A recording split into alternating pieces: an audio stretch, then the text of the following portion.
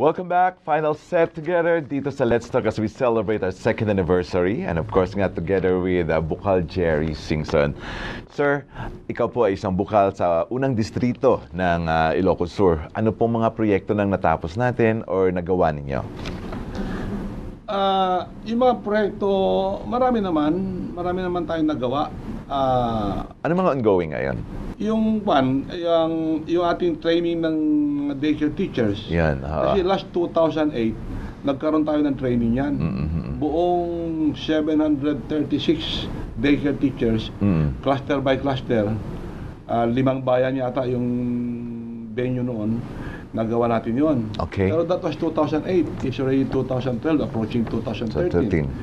So, sabi ko, we have to upgrade ang ating mga daycare teachers para sa ganun, ang ating mga daycare children naman, ating mga anak, mas maganda yung foundation nila. Kasi siyempre, pagka yung teacher mo, hindi marunong magturo. Oh, what's the use? Diba? So, kailangan, Kawawang mga bata. yung ko sa education, Ngayon dapat din. unahin yung mga magtuturo. Sa especially Sir, yung sweldo ng mga daycare teachers, saan nagagaling yan? May support ba kayo? Honoraria lang yata ang... Honoraria lang talaga. Pero yung mga mayayaman na LGUs, binibigyan sila or naka-permanente na sila. Okay. Pero karamihan, volunteer lang yan . Oo nga kasi nga ilang oras lang per hour sila. And what about the future projects na gusto mo pang gawin para sa distrito natin dito sa Ilocos Sur? Yung, alam mo, the other week, nakausap ko si Secretary Singson ng DPW. Kasi meron tayo sinabmit ng mga program o project doon na kailangan ng mga ibang mayors natin nagpapatulong. Tapos sabi sa akin, magharap na ng project natin sa Ilocos na pwedeng gawin ng DPWH in relation to tourism. Naisip ko agad yung Kanyaw. Kasi nung mga bata kami, Derek, yung Kanyaw, ang lalaki ng mga puno dyan. Yes. Ang ganda. Oo. Meron pa yung mga lumilipad na lizard. Oo, sabi nga raw oo. Ang ganda, may waterfalls dyan, gano'n. Ngayon, sira na. Sira na yung Kanyaw. So, nag-research na ako. Natapos ko na yung research. Ganyan kakapal yung program of work. Wow. Na pinagawa ko sa DPWH First District at saka from DENR, tumulong din ang DENR ng ating probinsya. So I came up with that thick of program of work. Yung Kanyaw pala is the third reforestation in the Philippines, in the country, during the American regime. And it was established yung reforestation ng Kanyaw noong 1919. Galing, so, galing. sabi ko, wow, 2019 will be the centennial. Yes. Tamang-tama ito, timing na timing, sabi ko. So, nagpagawa na ako, nag-research na kami, no? Kasi maganda yung program na pinagawa ko, direct. Yung kalsada from the highway to Kanyaw, kailangan ma-rehabilitate yan at saka makongkreto. Tapos pagdating mo sa Kanyaw, kailangan magtayo ka na ng administration building. Yes. May function room yan para pag mag-seminar ng mga anybody, any organization can have a seminar there. Exciting. Ang climate mo maganda. Puro punong kahoy, diba? Nature. Tapos may mga mini zoo, may mga butterfly house, educational, may tennis court, basketball court, may bicycle track, may walking track, may picnic area, picnic camping, grove, camping area, and cottages na pwede i-for rent. Kasi marami rin naghahanap ng imbes na hotel, doon sila. May lasa mga nature lovers. Yeah, totoo yan. Tapos, from Kanyaw, meron tayong cable car. Aakyat yung cable car papunta sa radar station. Okay. Kasi nung araw, may magandang radar station, may bahay doon sa radar. Pero ngayon, wala na. So, marerehab yun, magkakaroon tayo ng building or restaurant sa taas. Yung cable car, dadaan ngayon sa tuktok ng ibabaw ng bundok papunta sa Banawang. And from the top ng Banawang, pababa yung cable cars across the river ng Banawang. Makakasabay niya yung zipline. Maganda, masaya yan. Lahat ng pinakita ko ito, gustong-gusto niya. Sabi nila, wow, malaking income generating yan. tsaka ang And especially tourism. Yes, sabi nila. Tataas yan. So, I presented this program already to Secretary Singson last week. Sabi ni Secretary Singson, gusto ko ito, maganda, itong naisipan mo. Sabi Wow. niya. Sabi ko, may approval na kay Governor Chavit tsaka kay Congressman Ryan, sabi ko. Kasi humingi rin ako ng endorsement nila. Ngayon, sabi pa ni Secretary Singson, did you know, sabi niya, my father also worked in Kanyao. As an engineer, no? Sabi ko, so, I'm interested in development of Kanyao. Wow. Nangako siya kagad direct. Sa akin na yung kalsada, sabi niya. Ay, galing. DPWS kalsada lang. Kaya. Yung mga ibang development, siguro DENR can come up with it. Department of Tourism, Department of Agrarian Reform, or whatever na agency of the government. So, meron na tayong mga resolution dyan.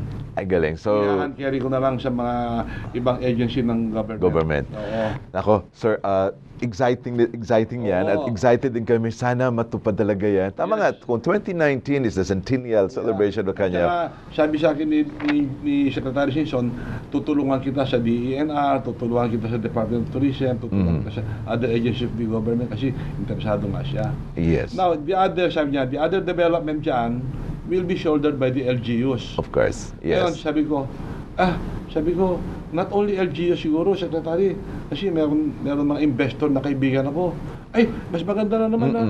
So, yung kaibigan natin Singaporean, I already invited him to come over and he was so excited to come over and see the project. Wow. Maaring punduhan din nila yan ng ano. Oh, kasi from the cottages down to the mga restaurants, mas saya yan. Makikita nila income generating mababawi nila yung investment nila. Oo. Nako, even us. Kahit gaano kataas ang Kanya at may cable car, so easy. Nako, good luck sa iyo dyan, sir. At sana talaga matutukan. Anyway, na-endorse naman ni Gov. Chavit at na Congressman Ryan, sigurado matutupad yan. Talking about Congressman Ryan and Governor Chavit, so, kumusta naman ang relationship nyo? Kumusta naman? Nagkikita ba kayo regular? Kumusta? Almost every day nakikita kami. Basta nandito sila, nakikita kami. Wala namang problema sa pamilya namin. We dine together, we drink together, we meet together. Pinag-usapan namin yung mga program ng government. Same as Mayor Jeremy ng Kawayan. And about you, 2013, malapit na. So, tatakbo ba tayo ng balik ka ba tayo sa pagka-vice governor or one thing sure, Derek, tatakbo ako. Tatakbo, fun-run. Tatakbo. Sige, so tatakbo ako kahit ano. Basta makatulong tayo. Okay. Pero hindi ba sa isip mo na it's about time with all these projects that you have with the foundations, with the daycare, father of the daycare, the barangay, butikan ng barangay, it makes sense. Kung ikaw may position na medyo mataas, okay, vice governor again, or even sa Congress, ay mas makatulong. Alam mo, Derek, naki-governor na yan. Kasi ang Ilocos Sur naman, hindi naman malawak yan So, meaning, let's say, the positions or higher positions, limitado naman yan, no? Okay. So, it's up to our governor as the leader of the province. Politically, siya ang ating leader. At saka parang tatay din namin siya sa pamilya. Nasa sa kanya yan. Okay. Alam naman niya ang bawat siya sa amin kung how we perform, kung anong pwede namin gawin, tsaka kaya namin gawin. Para na siya mag-assign sa amin. Sa inyo? Ano? What about Okay your... na ako. Sa mga anak mo, si JP, si Jampa is still, di ba siya akyat ng... Depende naman yan kay Mayor Eva. Okay. I would really I will agree to whatever decision of Mayor Eva. Kasi si Mayor Eva nakakalam naman ng performance ng bawat mga sanggunyan niya. So, and he knows the performance of JP. Definitely Mayor Eva yan. Okay. Sabi ko lang sa anak ko kay JP, galingan mo lang. You do your responsibility as a barangay captain and as the president of all the barangay captains the ABC. And you are an ex-officio member of the city council. Gampanan mo lang yung role mo. Hindi ka mawawalay dyan. Si JP ang parang medyo sumusunod sa yapak mo, sir, no? Sa lahat ng mga anak mo. Of course, siyempre we have to base on the experience of Governor, our brother Titong araw, sila Governor Chavit, yung mga elders namin, siyempre, susundan namin yung kanilang yapak. Yapak din. Oo nga naman. Pero Para... supportive naman yung mga kapatid ko. Ay, good naman. Now, let's talk about, change topic tayo. Pag-usapan natin negosyo. The Lyric, the Embassy, kumusta? Alam mo, Derek, kung wala ako sa politika, siguro mayaman na ako ngayon. Bakit? Ngayon, wala akong naiipon eh. Puro, may utang pa ako sa bangko. Hindi naman ako nahihiya magsabi niyan. Totoo naman yan. Eh, ganun talaga, sabi nga nila, Ako sa bangko. ang negosyante. Oo, minsan nahihirapan tayo. Umuutang ako sa bangko. Sabi nga nila, hindi ka naman talaga magiging negosyante kung wala kang utang sa bangko. Magaling negosyante. But anyway, so, anong bago sa Lyric? Meron ata kayong bagong parang function. Sino nagmamanage? Ikaw pa rin? Yung mga, ang nagmamanage dyan, yung mga anak ko na, manugang ko, kasi alam mo, dalawa yung sinihan natin. Yung dalawa sinihan, because of the movie industry down ngayon, because of the pirated CD, hindi naman makontrol ng national government yan. Oo nga, mahirap So talaga. yung dalawang sine natin, wala na. Isang sine na lang ang nabubuhay, pero binubuhay ko lang for the sake na meron din punta ng tao. Oo, iba pa rin nanonood ng Pero isang sine. sarado na. So yung saradong sine, kinonvert ko na function hall. Pwede kang mag-seminar doon kasi ang ganda, ang laki ng screen mo for yung projection mo. Pwede kang yung wedding occasion, birthday occasion, any occasion pwede doon. Pwede doon. Even graduation. May nang-graduate na doon eh. Pwede. Mga, from the daycare, pwede mo siyang i-invite doon minsan. Nag-graduate sila doon. Yung mga private school na maliliit, mga Montessori. Nag-graduate na sila doon last graduation. Any function pwede. Fully aircon, at saka fully lighted, maganda yung sounds, tsaka pati yung mga CR, aircon. Oo nga eh, napasok na ako doon, sir. Nakapasya na. Maganda pala ako, kahit mag-CR na lang ako. Ito pa sa napag-alaman namin. Nung bata ka pa, you were an altar boy ka nga. Oo. Bakit? May plano ka ba magpari noon? Malamang. Kasi grade 6 pa lang ako noon, hindi pa ako nag-aral sa seminaryo eh. Sa simbahan na ako eh. Every 4 o'clock in the morning. Wow. I use my bicycle going to church and serve mga 3 masses. Diretso? 3 masses, 2 masses. Wow. Pagdating ng 7 o'clock, pupunta ako sa panaderia. Ang pangalan niya, Kung San Bakery noon. Ano na ngayon yan dyan? Cup Building. Yung Cup Building na. Okay. Kung San Bakery yun. From the church, pupunta na ako sa panaderia, kukunin ko yung mga tinapay na mga madre. Dadalhin ko naman sa Rosary College. Yung Rosary College is St. Paul College. At saka yung Rosary College yung araw, ito na yung ano ngayon, yung Mark 1 ba? Mark 1. Oo. So, ganoon ako. Kukunin ko mga tinapay na madre, dadalhin ko sa kantin. Ako pa mag-i-slice. Ganon. Sipag mo? Oo, tapos, siguro, mga madre, pasok ka seminaryo, sabi nila, which I did. Pumasok ako sa seminaryo, first year high school ako sa seminaryo. Gusto ko talaga magpari. Totoo yan talaga? Ayaw na nila eh. Ayaw na ang mga madre? Ayaw na siya. Ayaw lang seminaryo. Sabi na, si Archbishop Salgado, siya ang prefect namin noon. Okay. Siya ang teacher ko. Teacher mo, sabi niya, sige, wag ka na lang muna. But anyways, you know what? I guess because, kasi mabait kang tao eh. And then, a big heart. Kaklase ko rin si Father Bet Avila. Yung ating bagong parish priest ngayon dito. Classmate ko sa seminaryo. Galing. Siguro, ikaw Mas loko-loko yun. Ay, ganun ba? Kaysa sa'yo? Well, hindi naman talaga sa loko-loko, ano yan. It's just, it's advocacy. Yan, siguro sa'yo, baka hindi lang talaga iba yung calling mo. It's more on public service. And we are lucky, Derek, sa seminaryo. Kasi out of my classmates, 3 yung naging pare, and one of the 3 priests na naging pare, obispo na yung isa. Galing. Oo, si Archbishop Jack Jose. Jose. Yeah.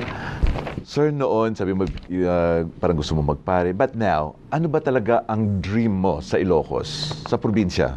Ngayong nasa politics na tayo, Derek, Ang dream, sa akin lang, gusto kong makita na ang Ilocos Sur ay maunlad siya. Yung sa health, kung may nagkakasakit sana, kaagad nagagamot na walang gastos, no? Lalo din mga mahihirap. Yun. Yung education, dapat mabigyan ng magandang foundation ang mga daycare natin, ang mga daycare children. Kasi sila yung susunod sa atin eh. Totoo yun. Wala namang ibang susunod kundi yung mga daycare children, di ba? Totoo yun. Sila Totoo. ang pag-asa ng bayan. At Kinabukasan. So, foundation talaga kailangan maganda yung foundation ng daycare children. Yun ang dream ko na mabigyan ko sila ng gano'n. Tapos, ma-industrialize natin itong Ilocos Sur. yes. Because of the RA 7171, pag maraming hanap buhay dito, kagaya rin ng panaginip ni Governor Chavit na someday, sabi niya, ang ating mga kababayan hindi na kailangan mag-abroad kasi marami ng trabaho dito sa probinsya. Good. So good luck to that. And tama nga, you talk about foundation. Sa daycare mismo, mabigyan talaga ng magandang foundation. Kasi dire-diretso na yan, tsak magana sa pag-aaral yan. Ito naman, may isa pa akong tanong bago we end up the show. Sa isang Ilocano trait, meron talaga tayong, kumbaga, parang, or habit ng isang Ilocano na gusto mong palitan. Ano yon? Gusto kong palitan. Yung isang Ilocano habit. Alam mo, may kasabihan na sabi nila ang Ilocano ay thrifty. Kuripot daw. Oo. Pero sa tingin ko hindi naman eh. Magarbo naman tayo eh. Marunong lang tayo siguro maghigpit. No? Hindi yung nagsasayang. Pero ano naman, magarbo naman tayo. Para lahat ng Ilocanong kilala ko, pa naman. Oo nga pag may okasyon. Thrifty in the sense like marunong na talaga nag-ipon, lalo na pag tag-ulan, mga gano'n na for the future naman. So, wala ka namang gustong palitan ng isang habit ng Ilocano. Kuripot, di naman kuripot eh. Wala naman siguro kasi I'm proud to be an Ilocano. Even me, ngayon. Yun pare, direct punta ng Hawaii. Sabihin mo doon, daming Pilipino sa Hawaii. Hindi, daming Ilocano sa Hawaii. Totoo yun. Oo, totoo yun. Are you a Filipino? Sabi ng mga iba-ibang nasyon doon. No, I'm an Ilocano. Totoo yun. Totoo yun. Naniniwala ako dyan sa Bukal kasi nga sabi nga nila, ang tawag doon is, I'm not a Filipino, I am an Ilocano. Ganun nga eh. Okay, so we're really running out of time. Ito, bigyan kita ng opportunity ngayon, Bukal. Message mo sa lahat ng mga Ilocano sa nanonood ngayon, and of course any announcement ang gusto mong ipamigay o pamahagi project. Una-una, papasalamat ako sa Core TV at nandito ako ngayon nakikipag-usap sa buong bayan. Ang aking pakiusap lang sa ating kababayan ay kung ano man yung mga programa ng government natin ay dapat makipag-cooperate tayo at kung ano naman yung mga gusto nyo mangyari sa mga program natin ay sana ay voluntaryo nyo rin na ipaalam, tulungan nyo kami sa pag-develop ng ating probinsya. Kasi hindi naman lahat alam namin, kung hindi galing din sa inyo ang aming nalalaman.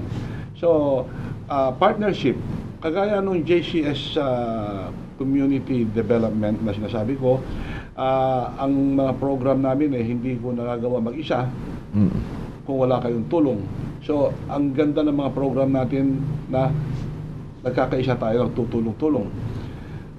Yun ang padalas yung sasabi na agkaysa tayo, agtitinulong tayo, aginayat tayo, agpipinakawan tayo, no adaman nagbidutan tayo. Na siya pagkakaisa natin. Kagaya nito, dengue season. Nung araw, last year, the provincial government spent 15 million because of the ng dengue. Nag-calamity tayo. Libre lahat ng dengue victims. Gastos lahat ng probinsya. Ayaw natin mangyari na yun. But we can fight dengue. Magtulong-tulong tayo. Bawat isa sa atin has the responsibility na linisin natin ang ating bahay, bakuran, at itaob natin yung mga container na pwedeng magkaroon ng tubig dyan. Operation Patog na tayo. At pag ginawa natin ang bawat isang responsibility natin, agbalay tayo. So far, so good. Yes. As of July, kukunti pa ang dengue victim natin compared to July last year. And compared to June last year, kukunti pa. So sana itong panawagan na ito ay magkaisa tayo dito laban sa dengue. I'm sure walang masisirang mga bata. So ito kayang-kaya natin itong labanan basta linisin natin Operation Patog. Yan ang number 1. So tsaka yung mga bata din pwedeng mag long sleeve o magpantalon pag pumapasok. Puro preventive ito, preventive measure. And hindi hanggang may sasarak apo di kita anak tayo. So, ulitin ka manan po ti Agyaman. Thank you very much for your concern. Dapat po lahat ng lahat tayo na nandito sa Ilocos Sur ay magtulong-tulong. Huwag natin pababayaan yung ating mga public official, mga barangay official na trabaho niya, hindi. Dapat magtulong-tulong tayo. Everybody should be concerned sa lahat ng programs. Ang programs ng government na programa rin po natin lahat. Maraming salamat po. Yeah. At maraming salamat din kung sir, yan lang aming para at least maalala mo kami parati, may lagay mo sa lamesa mo. Thank you so much for your time. Maraming salamat. Thank you. Sana may laman ito. Hayaan mo. Thank you so much, and good luck with all the good endeavors that you have, especially the foundation, the JCS Foundation, the daycare centers, at of course the Butika Barangay na projects mo. Sana madagdagan pa at sana pa ay humaba pa ang itong klaseng foundation natin and we could work hand in hand together. Thank you so much for your time, sir. Thank you. Thank you so much. There you have it, mga kaibigan. Bukal Jerry Singson or SPM Jeremiah Jerry Singson. Nako, very popular siya when it comes sa medical mission. Just like what he said sa message niya sa atin lahat, na tayo po, na lahat ng mga Ilocanos nandito ay kailangan magkaisa. Kailangan ay tulong-tulong. Hindi nga naman nila malalaman kung ano ang concerns nyo pag hindi nyo sasabihin sa kanila. Huwag yung tipong reklamo talang tayo ng reklamo. Siyempre, ano mangyayari sa reklamo? Kung reklamo ka ng reklamo, all you have to do is find ways also. Hindi lang kailangan parati sisihin ang gobyerno. Kailangan tayo rin ay gumawa ng paraan kung paano natin masosolve ang isang problema. And of course, as we celebrate our 2nd anniversary dito sa Let's Talk, sana po ay patuloy pa rin ho kayong sumusuporta sa amin. Thank you muna sa aming mga sponsors, HA Salas Marketing. Maraming salamat. Maraming salamat din po sa King Harris Furniture. Thank you so much sa Javier Family, JTC. Maraming salamat sa Javier Salon. Also, thank you so much Dr. Divina Veracruz, Basilio Veracruz Skin Facial Medical Center. Maraming salamat sa Jacos. Maraming salamat din kay Dr. June and Robbie Rose Kagawan ng Kagawan Dental Clinic. Maraming salamat sa lahat po ng aming mga sponsors and of course, core people sa inyo and of course, Sir Jerry Singson. Maraming salamat. Ito po ang talk show that talks about controversies, issues, and lifestyle. Ako po si Derek. See you again next week. Bye everyone. God bless. Thank you so much. Good luck sa iyo.